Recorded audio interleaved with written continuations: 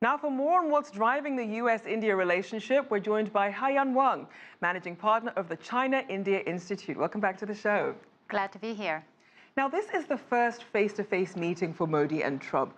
What are the expectations for this two-day visit? I think the two-day visit, the expectations are somewhat reasonable. And one is for the two leaders to get to know each other, to set the right tone, to build a personal rapport. And I think that also for Prime Minister Modi to really get a sense of Trump administration's policies and priorities. It is tough because we see a lot of unpredictability, uncertainties, and the swinging policy stance from one end to the other end. So I think that this is for Prime Minister Modi to regain a good grasp of where exactly India fits in the grand scheme of strategic priorities for the Trump administration.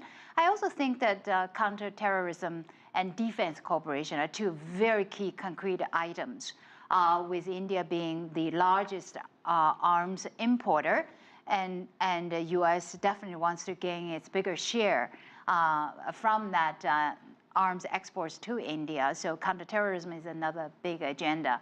But overall, expectations have not been set very high, and so far both sides seems to be pleased with the tone and the outcome.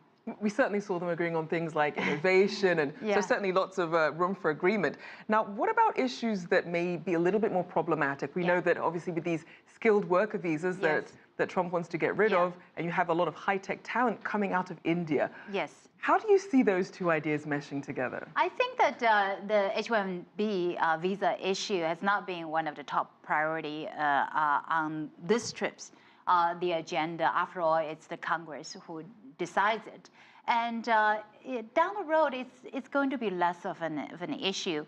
One is that Indian companies, IT companies, have realized that artificial intelligence at some point is going to replace a lot of the skilled low-level IT work, one. And two, as Indian IT companies become more global, they realize they have to be closer to the ground, serving the U.S. customers. And actually, they are building service centers right here in the U.S. and offering to create more jobs.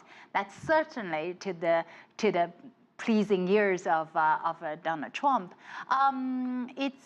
It's also, as the Indian economy grows, a lot of the IT opportunities will actually be opening up for Indian IT companies. So it's less of a thorny issue on this front. And we certainly saw President Trump praising India for its growth, saying that he hopes that the U.S. would be in that same position soon. But he also talked about the trade deficit. Yes. Both countries want better access to each other's markets. Indeed. What do you think will develop there? I think that for President Trump, reciprocity in trade is the key. Creating jobs for the U.S. workers is the key. And you know, though Prime Minister Modi's top economic agenda is making in India, and Donald Trump's top agenda is you know, America first and creating American jobs, there are a lot of opportunities for cooperation. At this point, as much as the trade deficits talked about, you know, for the U.S. trade with India, it is relatively small.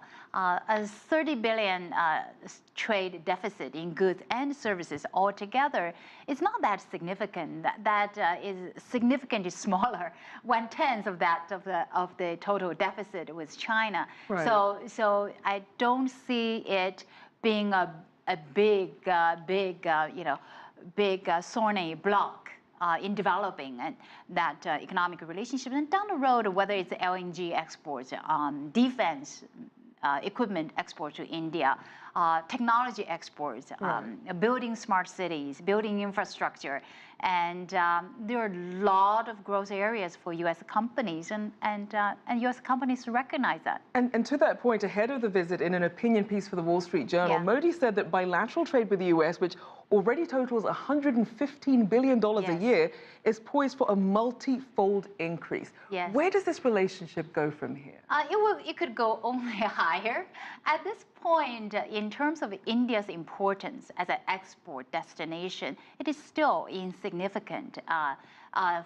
India is the 18th largest export market for the U.S. U.S. export to India, it accounts for a very small percentage, I think 1.5% of overall U.S. exports. And so, at this point, it is not that significant, and direct investment also is not that significant. But we must recognize that India is the fastest growing major economy. 10 years from today, India will become the third largest economy, right behind China and the U.S. So if we take a 10-year horizon down the road, looking at it from tomorrow's lenses, I think that India is bound to become one of the fastest growing export markets for U.S. businesses. We certainly saw what happened with China, so we will have to see what happens with India. Thank you so much, as always. Haiyan Wang, Managing Partner of the China-India Institute.